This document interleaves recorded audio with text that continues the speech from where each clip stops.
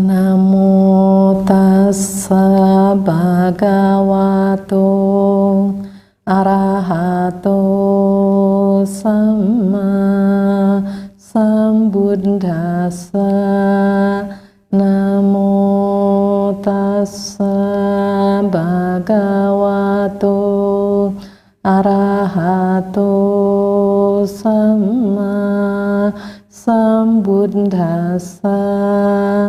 Namo tassa bhagavato arahato samma sambuddhassa. Selamat pagi untuk yang di Toronto dan Amerika, serta selamat malam untuk yang di Indonesia.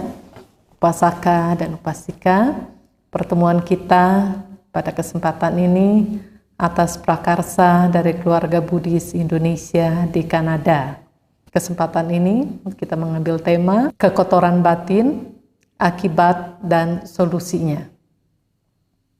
Itulah tema kita kali ini dalam bahasa yang sederhana namun berat bobotnya.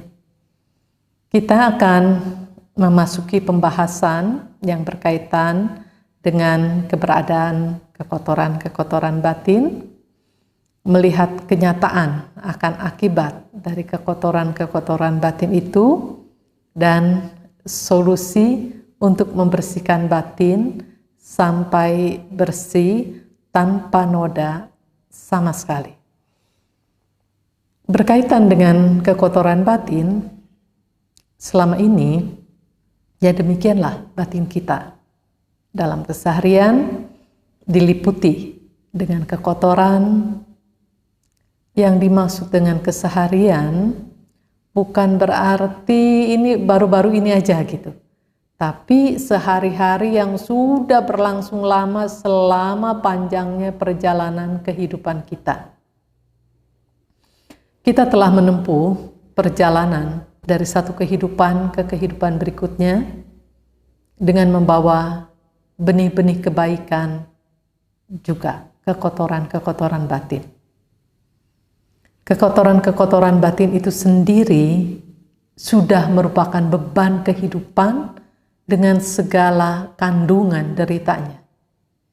Belum lagi kekotoran-kekotoran batin itu berpotensi menghasilkan penderitaan yang berkelanjutan dengan berbagai level dan ragamnya, baik kualitas, kuantitas, maupun coraknya.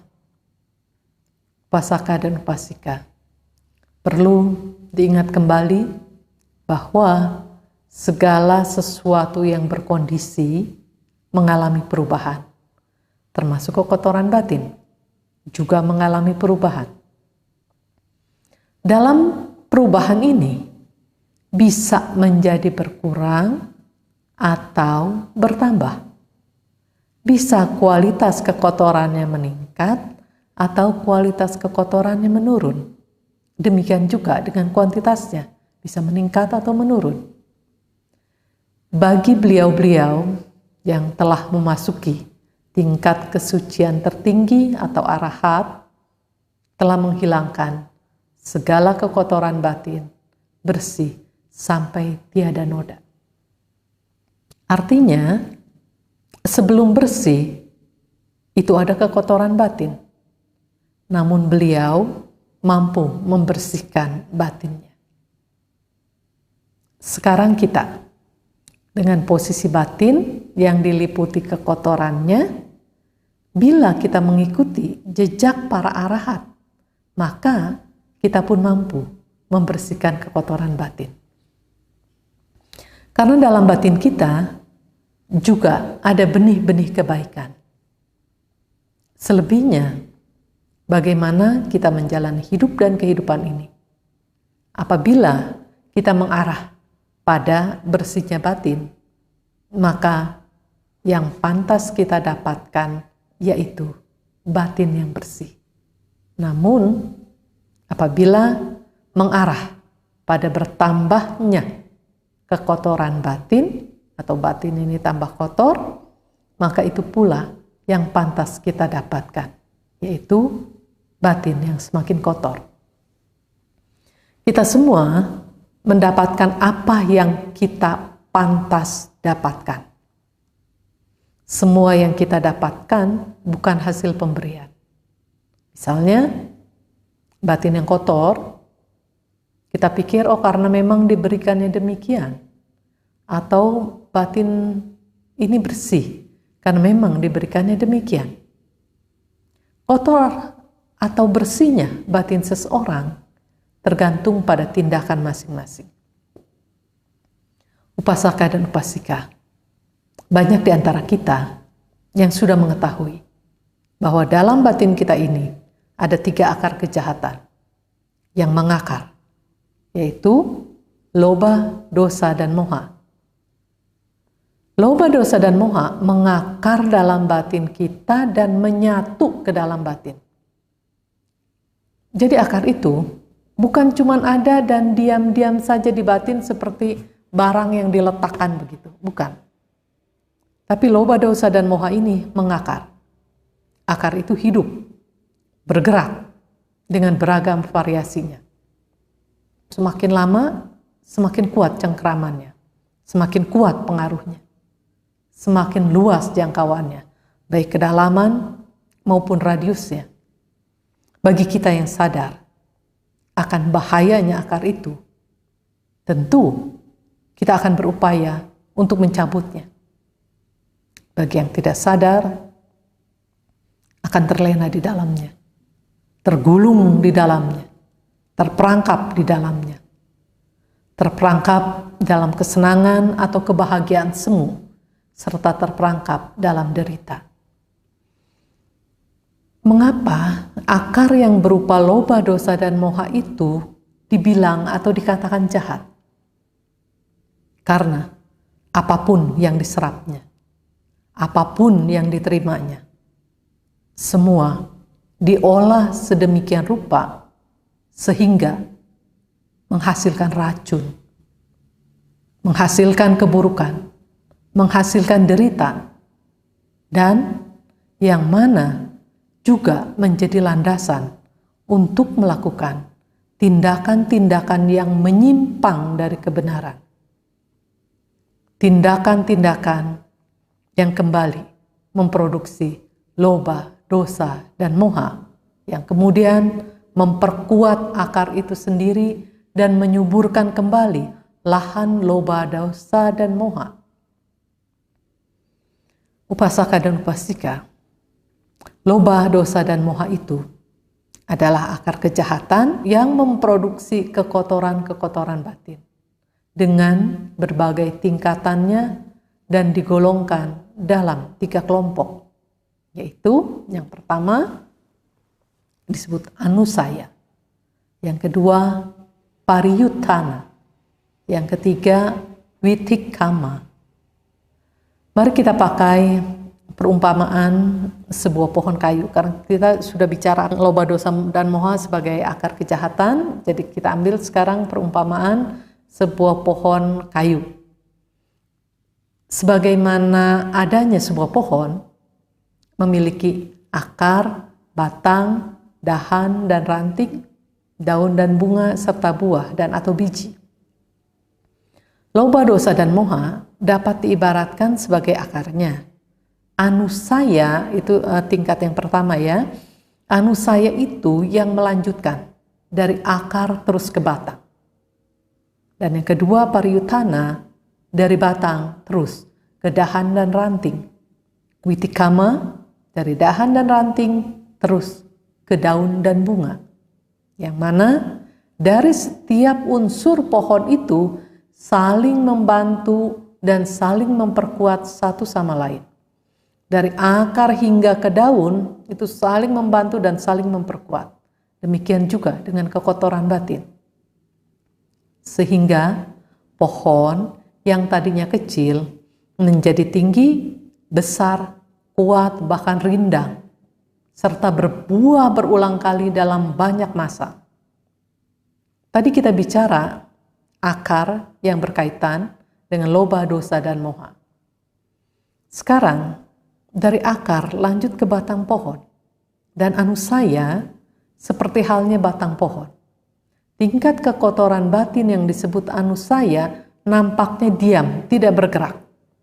Di dalam batin ini nampaknya diam, tidak bergerak.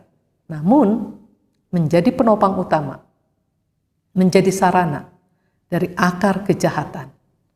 Seperti halnya batang pohon, selain mendapat asupan dari akar, juga menjadi sarana pengiriman asupan bagi dahan dan ranting, daun dan bunga, serta buah dan atau biji.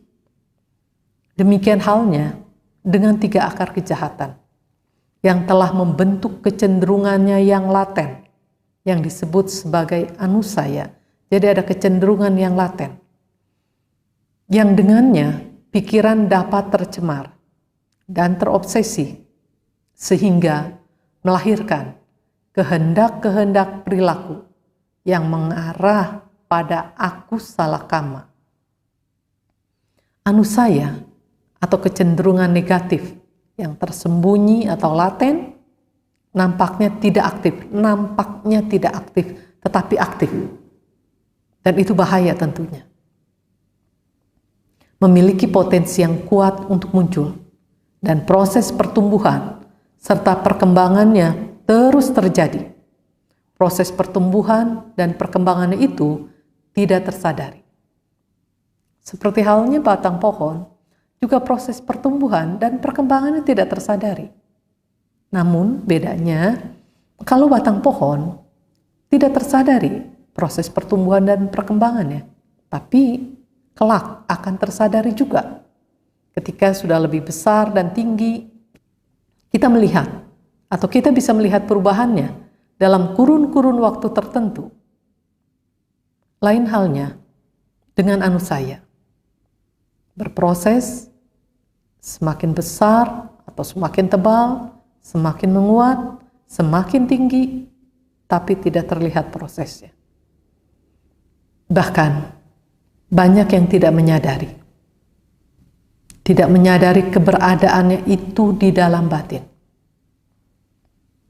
Ketika indera kontak dengan objeknya masing-masing, itu merupakan asupan nutrisi yang mana bila disikapi dengan cara yang tidak bijaksana, maka itu menjadi penggerak bagi aktivitas kekotoran batin, yang mana tingkatan atau level kekotoran batin yang disebut anusaya itu dia mulai bergerak. Ketika indera kontak dengan objeknya masing-masing dan tidak disikapi dengan cara bijaksana, maka anusaya ini akan bergerak. Kemudian mencemari pikiran dengan cara kerja yang halus.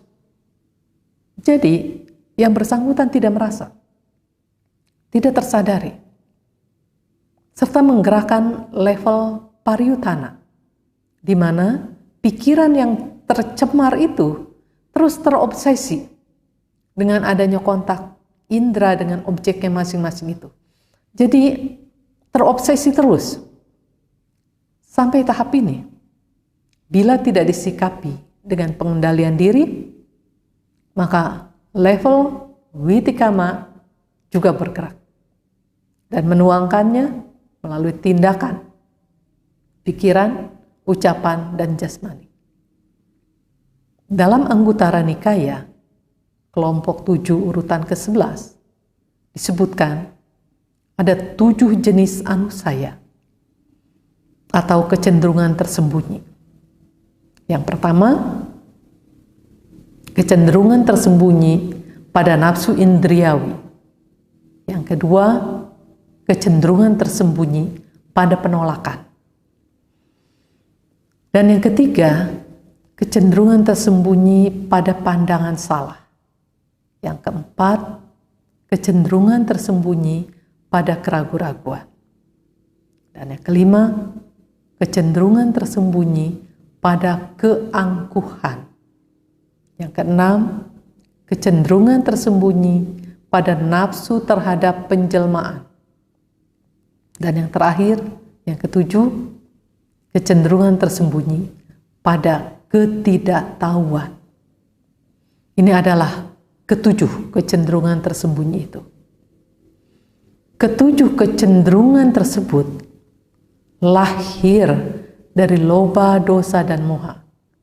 Dan ketujuh cenderungan tersembunyi tersebut juga melahirkan kekotoran-kekotoran batin lainnya. Sekarang mari kita cermati bersama mengenai loba, dosa, dan moha adalah keserakahan, kebencian, dan kebodohan yang sangat aktif bekerja walaupun ketika kita tertidur. Aktivitasnya menghasilkan 3 tingkat kekotoran batin, yaitu salah satunya anusaya, kecenderungan tersembunyi, yang terdiri dari 7 tadi. Kecenderungan tersembunyi terhadap nafsu indrawi, terhadap penolakan, terhadap pandangan salah, terhadap keraguan-raguan, terhadap keangkuhan, terhadap nafsu untuk menjelma, dan terhadap ketidaktahuan. 3 akar kejahatan dengan 7 kecenderungan tersembunyi yang mencemari dan mengobsesi pikiran kita dan yang memunculkan kehendak untuk bertindak yang tertuang melalui pikiran itu sendiri, ucapan, dan jasmani. Sampai di sini kita paham mengenai tindakan atau perilaku apa yang tercipta dari 3 akar kejahatan dengan anusaya. Tentunya pikiran yang mendorong untuk terbentuknya, terciptanya perilaku-perilaku yang salah. Dan kita paham pula perilaku yang salah bisa dipastikan menghadirkan penderitaan, ratapan, kesakitan, kesedihan, dan keputusasaan, dan memunculkan seluruh rangkaian penderitaan. Itulah akibat dari kerja kilesa dalam garis besarnya, akibat kerja kekotoran batin. Kalau dalam rinciannya, sebagian bisa dipelajari dari apa yang dialami oleh diri kita masing-masing dalam perjalanan hidup ini. Dan semua itu mengarah pada daur tumimba lahir yang entah kapan akan berakhir. Sekarang mari kita tilik ketujuh kecenderungan tersembunyi tersebut. Pertama, terhadap nafsu indrawi. Tadi di awal kita sudah bicarakan bahwa batin ini selain ada kekotorannya, juga ada benih-benih kebaikannya. Benih-benih kebaikan ini juga hidup, bergerak, dan bekerja. Jadi bukan cuma yang kotor aja. Yang baik dan yang buruk ada aktivitasnya. Kemudian yang mana yang mendapat dukungan dari kita.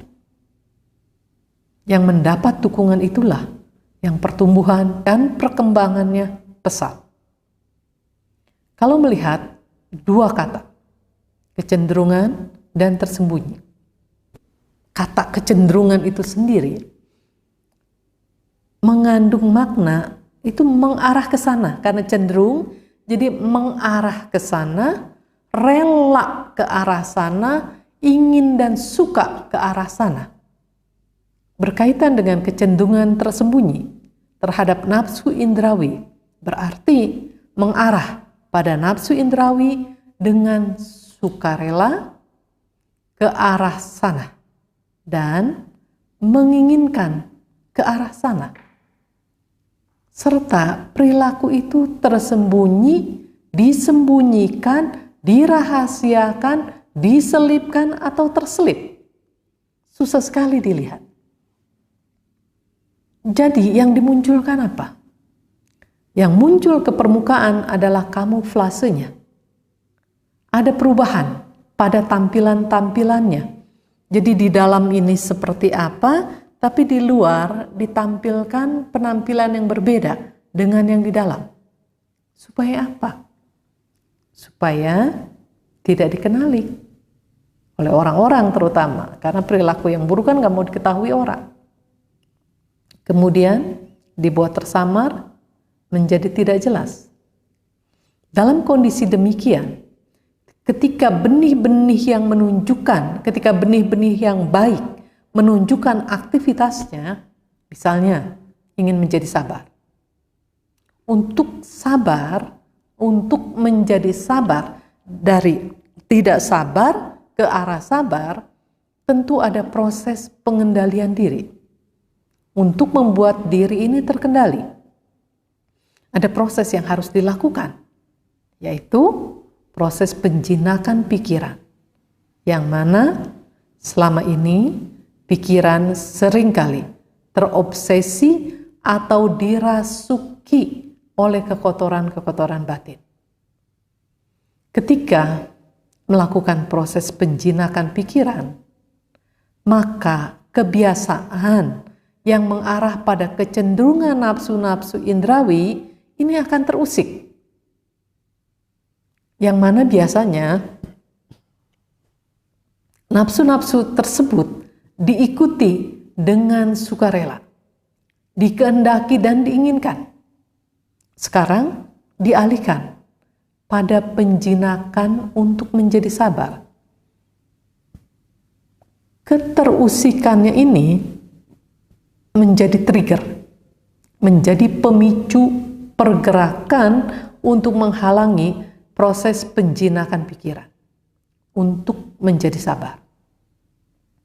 Maka di dalam batin ini ada proses untuk menciptakan alasan-alasan yang bisa diterima oleh akal yang tidak bijaksana. Jadi diri sendiri mengakali diri sendiri bekerja sama dengan akal yang tidak bijaksana. Oleh karena itu, terjadilah penyimpangan. Dari arah yang benar, lagi kembali ke arah yang salah. Sekarang, katakanlah, benih-benih yang baik terus aktif bekerja, walaupun terjegal. Bekerja untuk apa? Untuk mewujudkan kebaikan.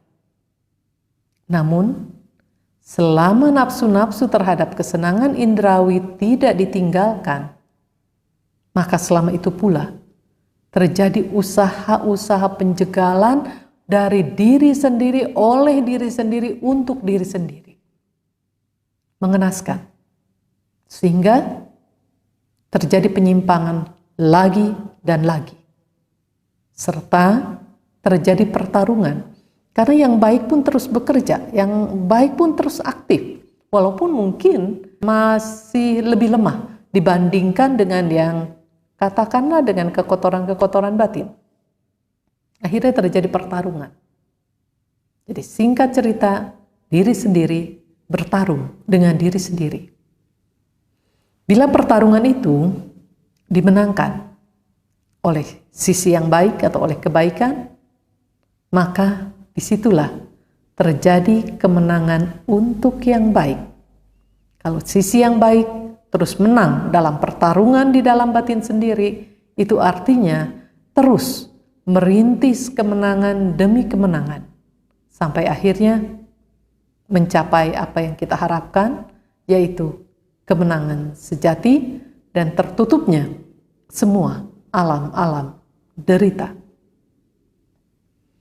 Sekarang mari kita ingat kembali ajaran para Buddha yang sebagian dari kita tentunya sudah hafal, yaitu senantiasa tidak melakukan perbuatan salah, senantiasa melakukan perbuatan baik, dan membuat batin ini menjadi bersih atau suci. Upasaka dan upasika dengan tidak mengikuti nafsu-nafsu indrawi, itu artinya masuk dalam kategori tidak melakukan perbuatan salah. Sehingga tercipta kondisi untuk melakukan proses penjinakan pikiran. Yang mana itu masuk ke dalam kategori melakukan perbuatan baik. Dengan demikian terciptalah kondisi untuk membuat batin ini menjadi bersih atau suci. Tanpa melepaskan perilaku yang salah, ketika melakukan perilaku yang baik akan berbenturan dengan berbagai rintangan dan gangguan dari batin sendiri. Dan jalan atau kondisi untuk membuat batin ini menjadi suci belum bisa terbuka. Perilaku salah yang masih digenggam memiliki potensi mendukung berbagai ragam perbuatan buruk lainnya untuk bermunculan. Ambil contoh sekarang yang berkaitan dengan kecenderungan tersembunyi penolakan. Ketika ada usaha untuk menjadi sabar, sadar, kepengen menjadi sabar, karena sabar itu adalah sesuatu yang sangat baik. Lalu kecenderungan terhadap nafsu indrawi terusik. Kita bertekad untuk menjadi sabar, nah kecenderungan terhadap nafsu indrawi mulai terusik. Maka kecenderungan penolakan juga bekerja dengan kamuflasenya tentunya. Maka kecenderungan tersembunyi terhadap pandangan salah juga menguat. Kecenderungan tersembunyi yang berkaitan dengan keraguan-raguan juga menguat. Karena dengan berbagai alasan, aktivitas benih-benih kebaikan digugurkan. Menjadi semakin tersamar mana yang benar, mana yang salah. Karena pikiran menciptakan, batin ini juga menciptakan alasan-alasan yang supaya bisa diterima dengan akal yang tidak bijaksana. Dengan pemikiran-pemikiran yang tidak bijaksana. Jadi diri sendiri mengelabui diri sendiri. Sampai akhirnya nggak tahu mana yang benar dan mana yang salah. Ketika harus memilih, muncul keraguan-raguan. Dan dalam berbagai kondisi, kita menyadari keakuan itu eksis, ada dan berkembang. Juga ketika berada dalam kecenderungan terhadap keraguan-raguan, maka kecenderungan terhadap keangkuhan pun terusik. Di mana mengusiknya? Upasaka dan upasika. Kalau mau nengok ke dalam batin, walaupun terhadap diri sendiri, tetap angkuh. Di sikap sifat angkuh itu ada di dalam batin, itu bisa diterapkan bukan hanya angkuh terhadap orang lain, terhadap diri sendiri juga.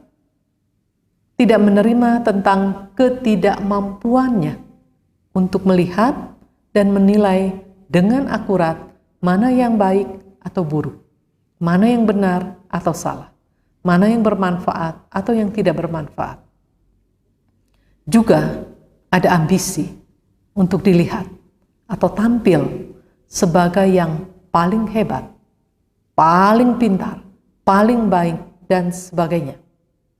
Kecenderungan ini masuk pada nafsu terhadap penjelmaan, selain ingin menjelma untuk lahir kembali. Sampai sini, kita bisa melihat adanya kecenderungan terhadap ketidaktahuan. Cenderung tidak tahu kalau semua itu melahirkan penderitaan, ratapan, kesakitan, kesedihan, dan keputusasaan, dan memunculkan seluruh rangkaian penderitaan. Upasaka dan upasika. Sejauh ini kita sudah bicara tentang kekotoran batin dan akibatnya, yaitu terciptanya seluruh rangkaian penderitaan. Sekarang mari kita bicara tentang solusinya. Dalam Anguttara Nikaya kelompok 4 urutan ke-147 membahas tentang waktu. Di sana tertulis, para biku, keempat waktu ini, jika dikembangkan dan diselaraskan dengan benar, berangsur-angsur akan memuncak dalam hancurnya noda-noda. Apakah 4 ini? 1, waktu untuk mendengarkan dhamma. Yang kedua, waktu untuk mendiskusikan dhamma. Yang ketiga, waktu untuk ketenangan. Dan yang keempat, waktu untuk pandangan terang. Keempat waktu ini, jika dikembangkan dan diselaraskan dengan benar, berangsur-angsur akan memuncak dalam hancurnya noda-noda. Demikianlah yang tertulis dalam Anggutara Nikaya kelompok 4 yang urutan ke-147 tersebut.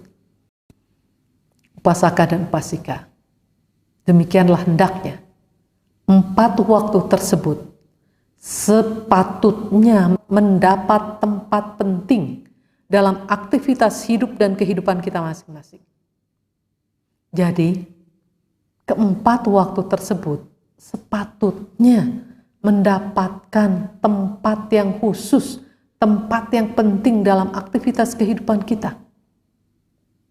Ketika kita sedang mendengarkan Dhamma, bersikaplah seperti pandai emas yang berusaha untuk mendapatkan emas murni dari bongkahan yang ada. Jadi ketika kita mendengarkan Dhamma, kita harus waspada, kita harus cermat. Kita sampai harus mendapatkan Dhamma yang sejati. Para upasaka dan upasika, ketika kita mendengarkan Dhamma, kita harus menggunakan kebijaksanaan kita dalam hal menilai. Kita harus menggunakan pengetahuan kita agar kita mendapatkan Dhamma sejati. Kemudian berdiskusilah tentang Dhamma dengan orang yang memiliki kebijaksanaan agar kita dapat memahami makna yang tersurat dan makna yang tersirat dengan baik. Dan dalam hidup dan kehidupan ini, kita harus memberikan waktu agar batin ini bisa dilatih untuk mendapatkan ketenangan, melatih konsentrasi dengan cara yang baik, dengan cara yang benar, sehingga hidup dan kehidupan ini fokus sesuai dengan Buddha Dhamma. Bersamaan dengan itu, kita juga sepatutnya melatih kesadaran agar kita memiliki pandangan yang terang, pandangan yang jernih, sehingga perjalanan hidup dan kehidupan ini dapat menggunakan waktu yang dikembangkan dan diselaraskan menuju hancurnya noda-noda, menuju hancurnya rangkaian penderitaan. Belajar Dhamma, diskusi Dhamma, menggunakan waktu untuk melatih diri sehingga mendapatkan ketenangan dan pandangan terang, tidak bisa berhasil dalam waktu sekejap, tidak bisa instan. Perlu melakukannya berulang kali. Belajar dari pengalaman, belajar dari waktu ke waktu, sampai munculnya pengetahuan dan munculnya kebijaksanaan. Pada akhirnya kita berhasil. Jadi kita harus melakukan berdaya upaya sampai berhasil, bukan berdasarkan coba-coba. Coba-coba, kalau berhasil ya syukur, nggak berhasil ya sudah. Tidak bisa demikian. Usaha untuk melakukan penghancuran noda-noda, kita harus melakukannya dengan ketekunan dan kegigihan. Jadi ketekunan dan kegigihan sepatutnya diaktifkan. Jadi jangan ketekunan dan kegigihan ini terus nonaktif.